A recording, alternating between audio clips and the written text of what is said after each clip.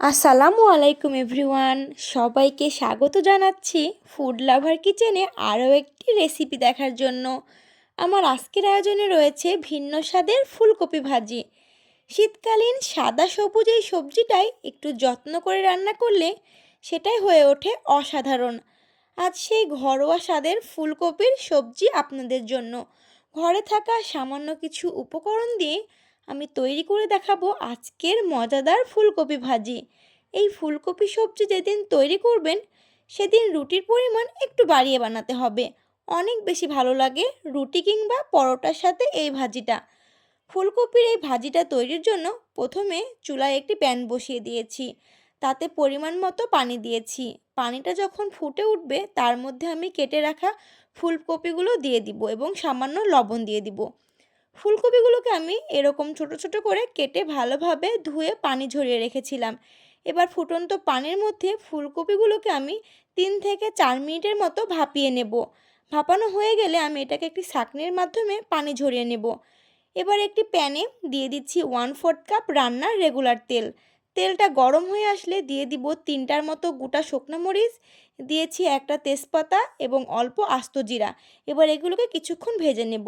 এবার দিয়ে দিচ্ছি 1/2 কাপ মতো পেঁয়াজ কুচি এবং 1 টেবিল চামচ রসুন কুচি দিয়ে কিছুক্ষণ ভেজে নেব যতক্ষণ না কালারটা চেঞ্জ হয়ে আসে। এবার ভাপিয়ে নেওয়া ফুলকপি আমি এখানে দিয়ে দেব। তারপরে দিয়ে দিচ্ছি ডুম করে কাটা আলু এবং গাজর। এখানে আমি 2টা ছোট সাইজের আলু নিয়েছি এবং একটা গাজরের অর্ধেকটা নিয়েছি। এবার সব কিছুকে মশলার সাথে খুব ভালোভাবে কিছুক্ষণ ভেজে নেব।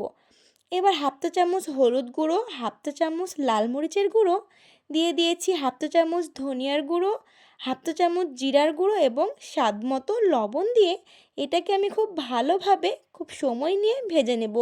ঢাকনা দিয়ে ঢেকে এটাকে আমি খুব ভালোভাবে সময় নিয়ে ভেজে নেব।